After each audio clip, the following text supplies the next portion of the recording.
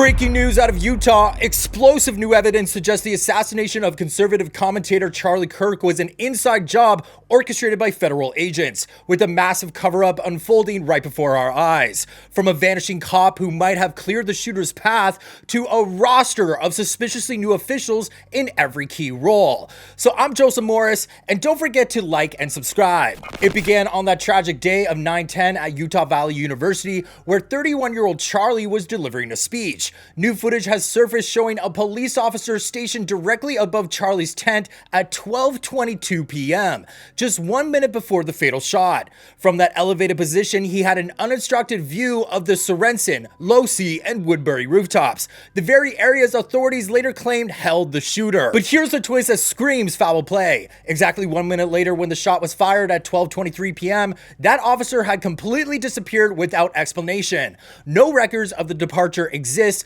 no sightings appear in follow-up videos, and no mention is made in official reports. So one has to wonder, was this cop truly there to safeguard Charlie, or was his sudden vanishing act designed to open a window for the assassin?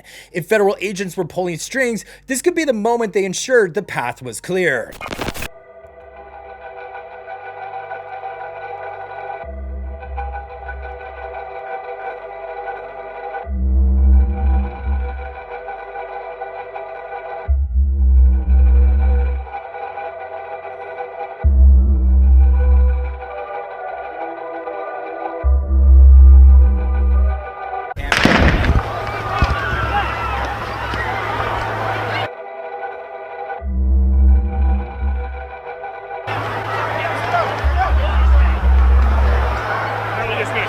There's been a shooting. We heard shots. And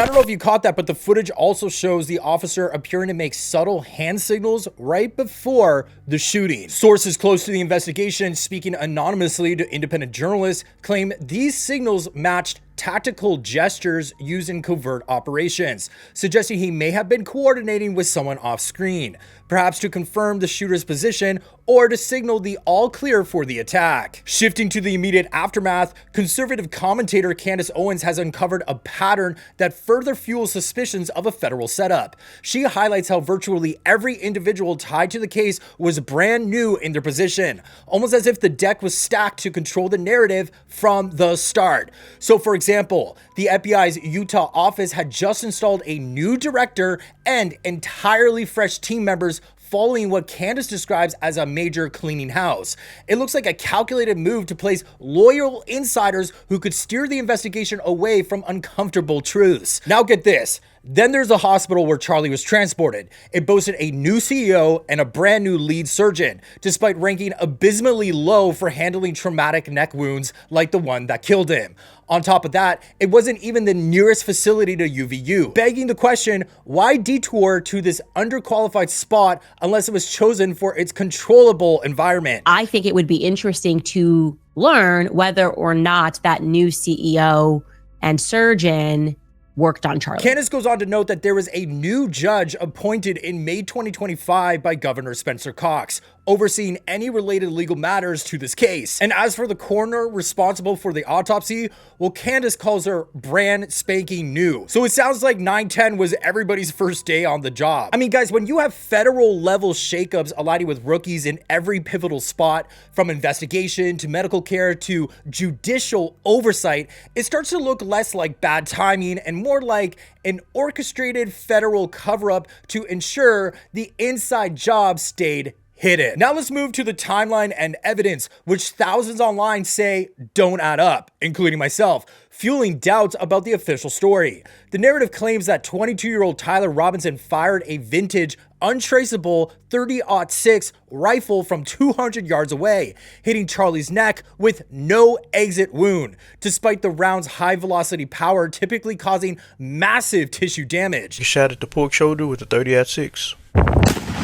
And if that wasn't unbelievable enough, the FBI wants us to believe that Tyler then disassembled his rifle with just a screwdriver on a windy rooftop and hid it in his backpack within minutes, a sequence ballistics experts deem impossible for an amateur. This is my rifle. It takes two different tools to take it apart. It takes a Torx key and an Allen key. Now, if I take a shot and immediately disassemble this, I have to remove the bolt, remove the magazine, grab my Allen key, hit the two bolts on the bottom, put those away in the Allen key, grab my Torx key, remove the scope, put everything in the backpack, make sure I have everything, and make my way downtown.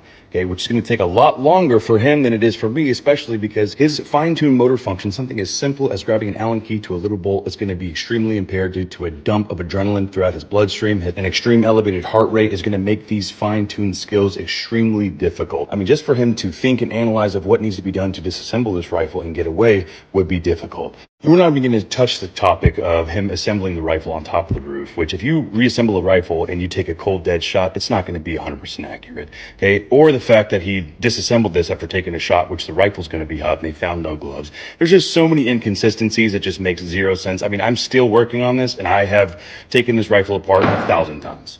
And now he has to put the pieces of the rifle into a backpack. And this is a gigantic bag. As you can see, this barrel, broken down, does not fit in this backpack. And this is a big boy, way bigger than the one that he was carrying.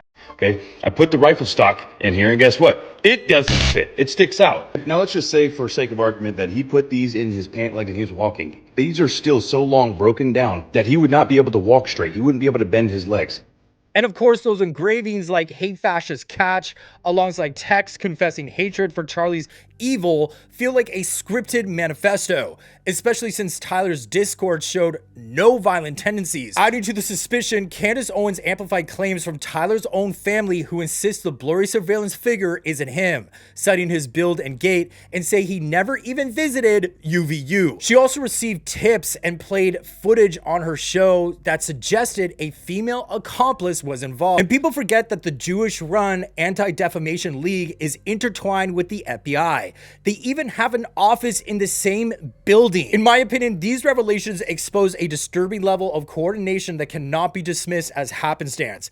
A cop just so happens to vanish right after the shot, followed by a flood of inexperienced officials, many with federal ties, who mishandled the case from every angle, and then the scene itself gets rebuilt before we can verify the basics, like the suspect's position. It's a stark reminder of how power can twist justice, especially when targeting outspoken voices like Charlie, who, along with InfoWars journalist Jamie White, brutally murdered earlier this year, appeared on a Ukrainian hit list for their vocal opposition to aid Ukraine and criticism of Zelensky.